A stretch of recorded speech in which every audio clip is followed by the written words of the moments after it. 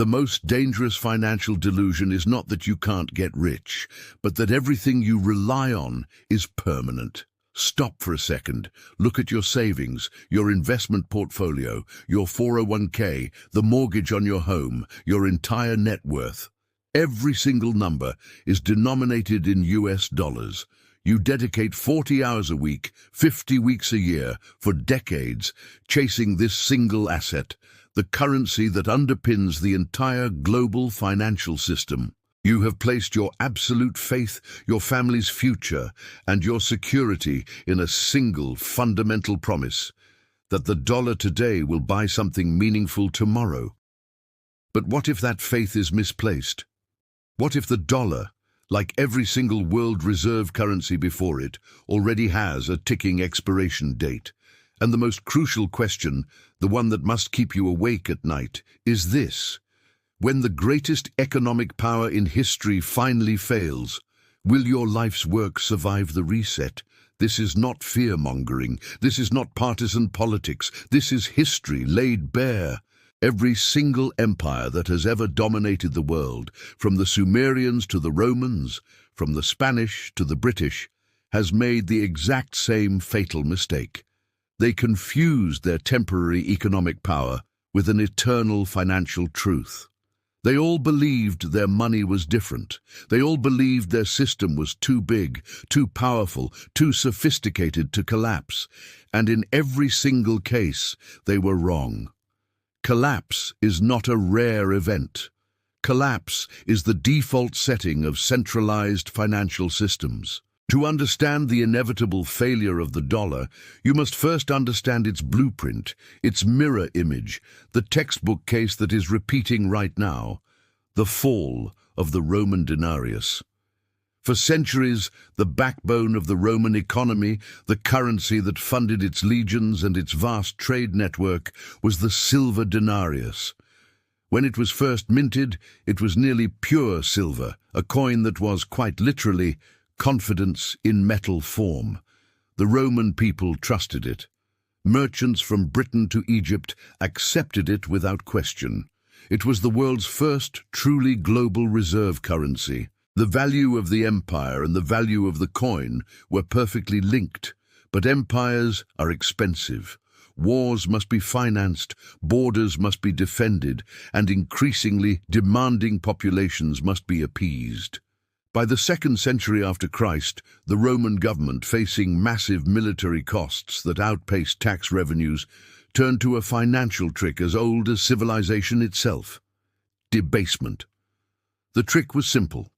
Instead of openly increasing taxes, which was politically suicidal, the emperors quietly reduced the silver content of the coin, replacing it with cheaper base metals like copper. They would strike more coins from the same limited supply of silver. The number of coins increased, but the real value of each coin was diluted. It was a silent, invisible tax on every single citizen. The numbers are chilling. Under Emperor Augustus, the denarius was 95% silver. By the reign of Caracalla, it had plummeted to around 50%. Fast forward a century to the mid-3rd century, and the denarius contained less than 5% silver, a bronze disc coated with a silver wash, a pure financial fiction. This process didn't happen overnight. It was a slow, creeping rot that unfolded over generations, giving citizens just enough time to normalize the decline. But when the confidence finally cracked, it shattered the economy. The consequences for the ordinary Roman were devastating and familiar. Prices skyrocketed. Inflation became uncontrollable because money was no longer anchored to anything real. A measure of wheat that once cost 1 denarius suddenly cost dozens. Soldiers, seeing their pay evaporate, demanded higher wages. Merchants stopped accepting the debased coinage, preferring barter or demanding payment in actual gold or other hard assets.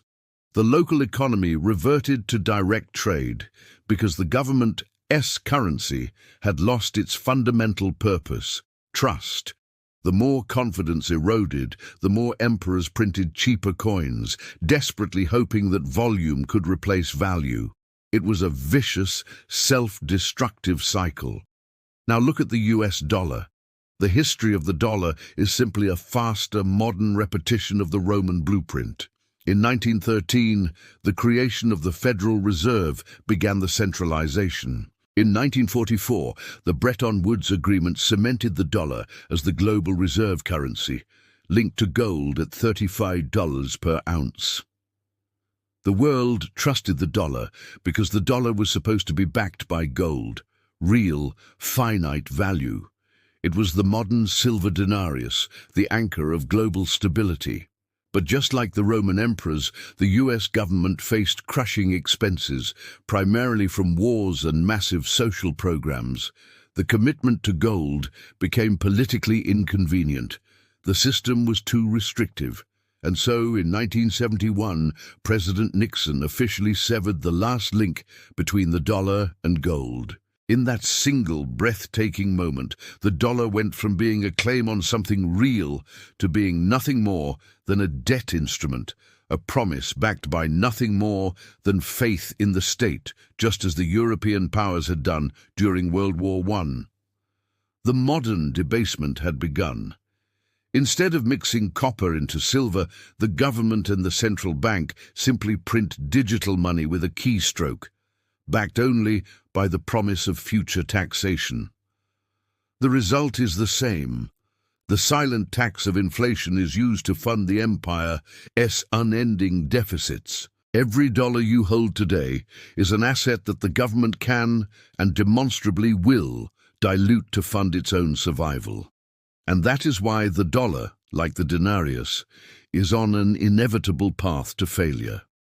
The core difference between the current debt crisis and all previous ones is scale, but the mechanism of control is identical. Today, global debt, public, private, household, corporate, has exploded to levels no civilization has ever carried before. Governments borrow trillions as if it were nothing. Central banks conjure money from thin air. And yet, we are told this is all normal, harmless, and sustainable. The truth is far more sinister. Debt has always been a tool of power, a weapon of control, and a ticking time bomb waiting for the right spark. Let's dissect the financial genius and the cruelty of the modern system, a system perfected by English-speaking economic powers over centuries. When the Bank of England was created in 1694, it wasn't an act of charity or public service. It was a mechanism for the government to finance its constant wars with France. Wealthy investors bought government bonds, providing the cash for the crown. In return, the crown guaranteed interest payments, which were funded by taxes levied on the general population, the ordinary people through duties on salt, beer, and cloth.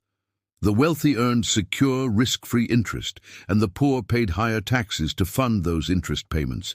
It was, from its very inception, a wealth transfer system dressed up as national finance. This is the ultimate trick that has been perfected by the financial system of the 21st century. The safest investments in the world are still lending money to the government, buying treasury bonds, and those returns are ultimately guaranteed by the labor and consumption of the masses. You, the ordinary worker, are forced to pay for the system that makes the elite wealthier and more powerful. And the engine of this transfer is the very currency you are forced to use. The US dollar, as the global reserve currency, grants the United States what former French finance minister Valéry Giscard d'Estaing famously called an exorbitant privilege. It means the US can essentially export its inflation to the rest of the world. When the US government prints trillions of dollars to finance its deficits, those dollars don't stay at home, causing immediate hyperinflation. They flow into global markets. They are used for international trade, oil, commodities, and they are held in reserve by foreign central banks. The cost of US fiscal irresponsibility is therefore shared globally. This is what allows the US to continue accumulating a debt mountain that is mathematically impossible to repay in real terms. But the privilege is finite, and the cycle is accelerating. The moment the world's faith in the dollar cracks, when trading partners and foreign central banks decide the US government's financial discipline is irrevocably gone, those trillions of dollars held overseas will attempt to rush home. This process is already underway, slowly but surely, with de-dollarization efforts in major trading blocs. When that wave of dollars finally hits the US economy, the inflation we have seen recently will look like a footnote. The printing presses of the Federal Reserve, combined with a collapse in the global demand for the dollar, will create a hyperinflationary cascade that destroys the purchasing power of all dollar-denominated savings in a matter of months, not years. The wealthy and politically connected will be the first to know, the first to move their assets, the first to receive the bailouts and the newly printed money. The ordinary citizen, the one who worked for the paper promise, will be the last to hear and the final victim. This is the chilling similarity to the German hyperinflation of the 1920s. After World War I, Germany was saddled with impossible reparations under the Treaty of Versailles. When the government could not meet its obligations, it did the only thing it knew how to do. It printed paper marks to buy what it needed. The result was a currency disaster where citizens carried wheelbarrows of paper to buy a loaf of bread. This catastrophe did not just destroy savings, it left scars deep enough to shape the political landscape, leading directly to World War II. The lesson is immutable. Debt is not just an accounting problem, it is the fuel of chaos. The modern American, British, or Canadian citizen lives inside this debt trap today. Their homes are bought with 30-year mortgages, their education is financed by student loans, their consumer goods are paid for with credit cards. They are enslaved not by the threat of prison, but by the relentless, invisible weight of interest, the core of financial control that transforms their future into someone else's profit. This is why the illusion of stability is the most dangerous error of all. You are depending on a system that is historically, mathematically, and structurally designed to profit from your dependence, and which has already proven its willingness to destroy its own currency to survive. The question is no longer if the system collapses, but what you will do when it does. If the dollar is a ticking clock, what is the one asset that truly survives the great currency reset? The answer is simple, yet revolutionary, because it requires abandoning every piece of conventional wisdom handed down by the institutions that profit from your compliance. The asset that survives is not a paper promise, not a digitized representation of debt, and not a political fiction. It is anything that the government cannot counterfeit, cannot inflate, and cannot confiscate through a keystroke. Look at history again. After the Roman collapse, after the German hyperinflation, and after countless modern currency failures in places like Lebanon, Venezuela, and Zimbabwe, the pattern is clear. When national currencies die, wealth does not simply vanish. It rapidly transfers from paper claims to tangible reality. Merchants who had quietly accumulated real gold or land outside the reach of imperial decree were the ones who preserved their wealth while everyone else saw their money evaporate. This is the first and most timeless lesson. Real value always flees to assets that the state cannot dilute. But this goes beyond just precious metals and real estate. The single most resilient asset is not a thing at all. It is utility. It is the non-confiscatable wealth held in your mind and your hands. The skill, the trade, the productive capacity that allows you to create value when promises are worthless. Consider the European Black Death in the mid-14th century. When the plague wiped out half the population, the standard economic metrics collapsed. Cities emptied, trade routes fractured, and the entire financial structure of feudalism was broken. But the economic story is complex. When half the workforce vanished, labor became precious. The survivors, the ones with the ability to work, could suddenly demand higher wages and accumulate real capital. Land, previously held by the elite, became relatively abundant, and could be bought for a fraction of its former cost by families with mere liquidity. What rose from that catastrophe? The people who possessed real, transferable utility. The baker who could still provide bread, the plumber who could fix essential services, the farmer who could feed a community, the artisan who could repair tools.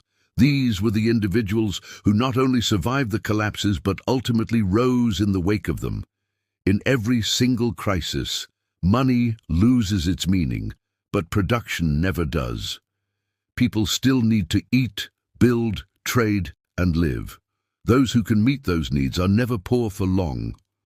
The one asset that survives the dollar's final failure is therefore twofold. 1. Tangible assets of last resort. Physical gold and silver.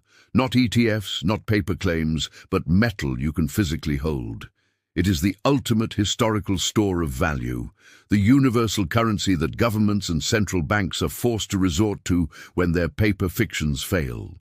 Productive land, land that can grow food or host shelter, a non-zero-sum asset that provides fundamental utility independent of any political system.